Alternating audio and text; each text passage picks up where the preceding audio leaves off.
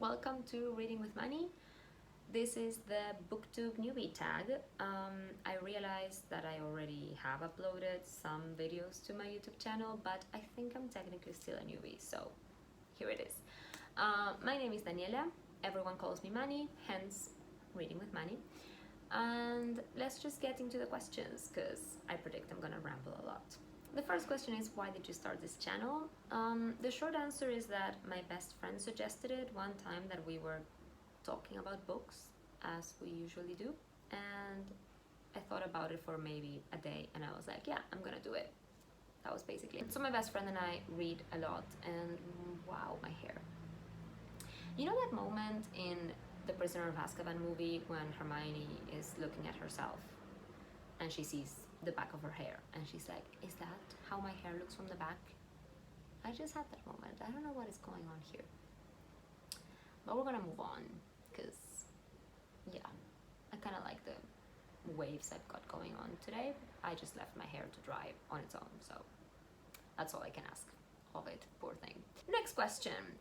What are some fun and unique things you can bring to Booktube? I don't know really. I think that I don't read the same books as many YouTubers do.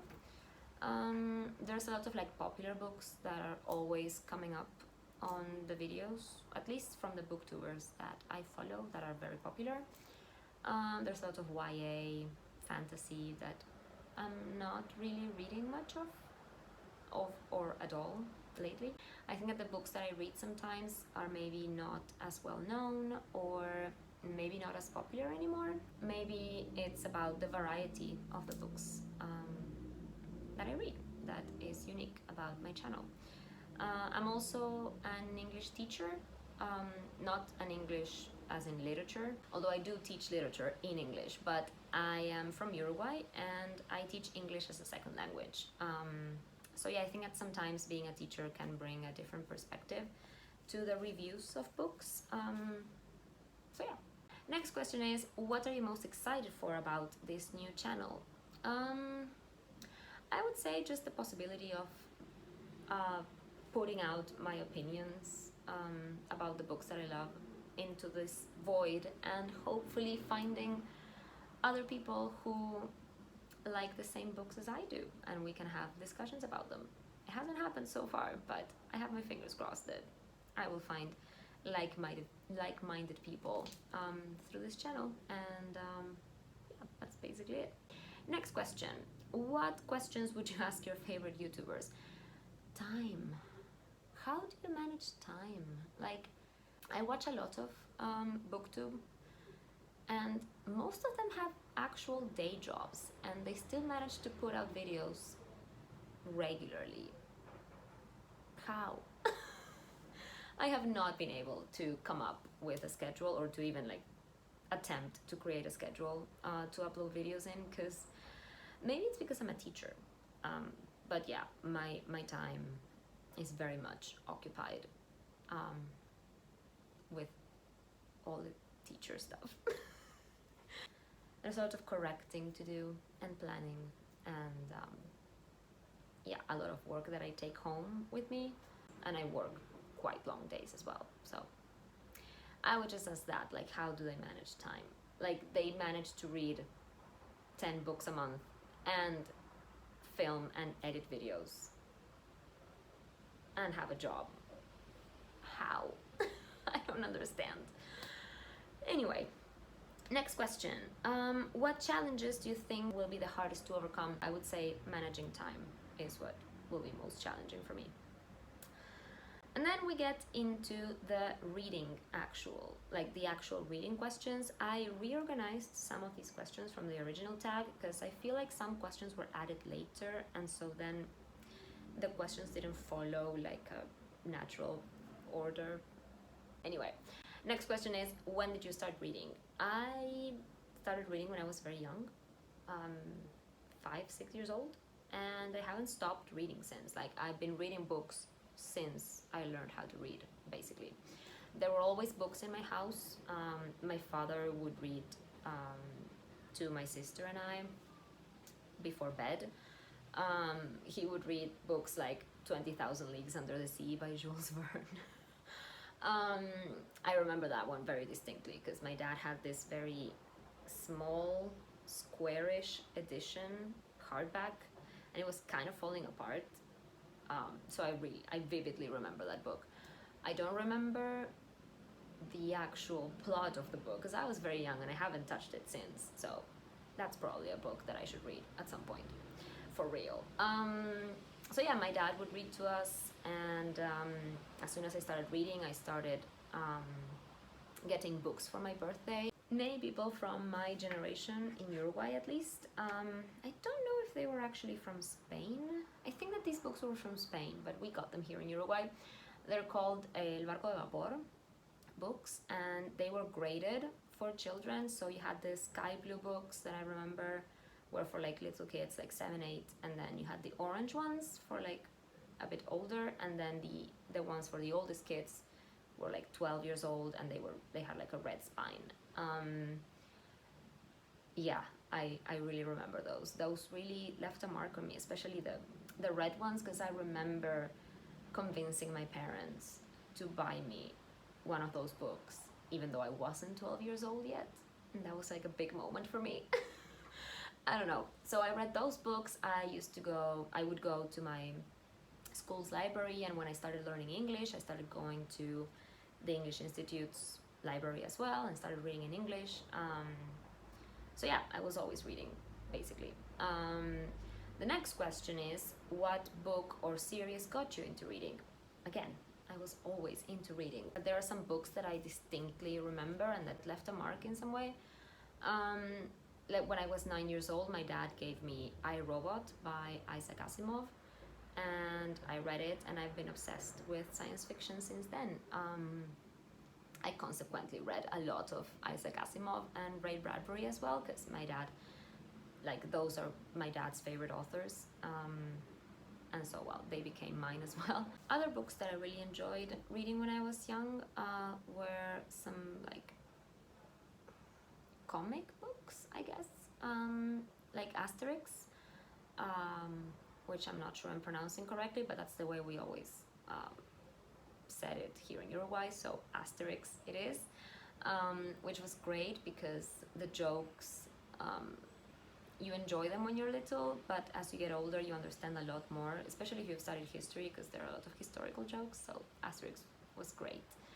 I also read a lot of Mafalda, which is an Argentinian comic strip, and my aunt and uncle had like the whole compendium omnibus of all the comics that had ever been published, and it was a huge book, like honestly huge, and I would just sit on the floor and read it. I still remember some Mafalda joke randomly every once in a while, and I laugh on my own just because it's still so funny to me. And then, well, obviously I'm from the Harry Potter generation.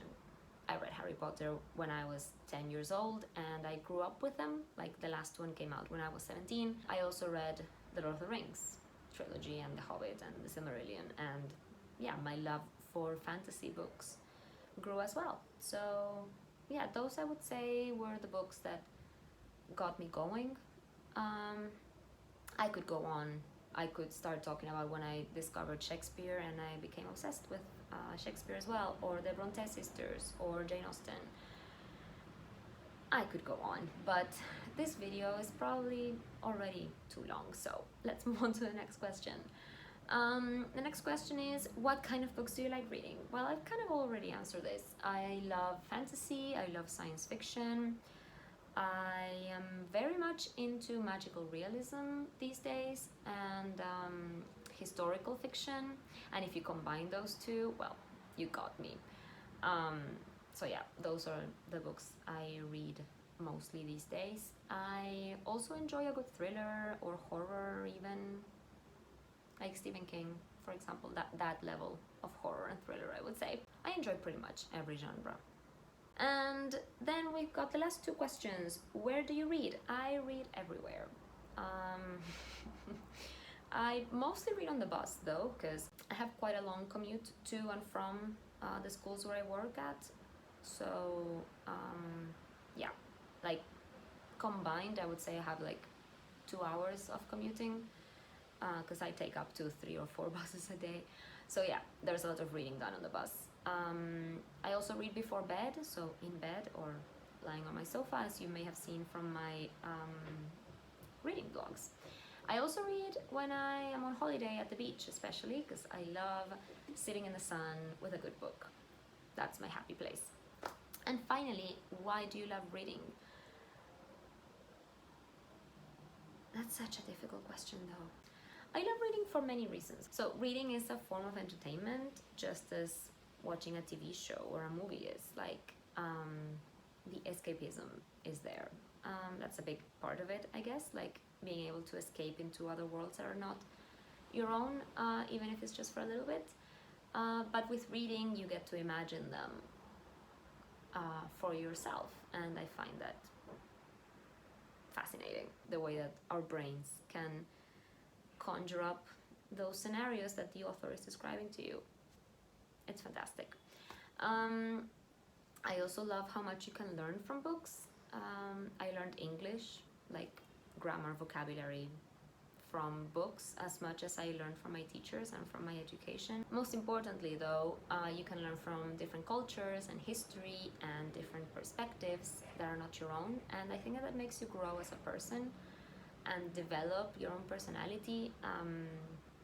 I think that many of the books I read shaped my personality and my outlook on life, and a lot of my philosophy, and the way I treat others. I don't know, there's just a lot. So yeah, it's basically what you can learn from books that I love about reading. And yeah, I also love how there are so many of them, and that I'll never actually finish reading everything I want to read, because there's always more coming out. My to be read list is quite extensive, and I keep adding on to it. And yeah, the fact that you can never, it's a hobby that can never be completed. Like, I guess most hobbies are, because you could always, like, I'm really rambling now. I'm gonna stop. So basically, yes, I love reading. I'm so glad that this year I have I mean, it's not like I rediscovered my love of books, but I was able to actually read more than I was doing before. Like, I started reading more instead of scrolling through my phone mindlessly. So now I'm close to finishing 50 books this year. So that's my teenage years level. Also, if you're wondering about my decor, that's a Christmas tree in the background. It's not Christmas yet. I'm filming this at the end of November, but I have actually never put it away. I think it's been out there for a couple of years now. It's too cumbersome to put away, and I actually enjoy the Christmas lights and the decorations all year round, so why not? And also here I have my Cosette pillow, which I love because I love Les Mis, both the book and the musical, and I will never be able to pronounce the full name of it. One day I will learn French, okay? One day. Anyway, I will leave the Instagram of the creator of this lovely piece of art, because wow, she's amazing. That's pretty much it. So yeah, I hope you enjoyed getting to know me a bit. If you have any questions, I will be more than happy to answer them in the comments. And yeah, feel free to check out any of my other videos on this channel, and see you soon. Bye, happy reading.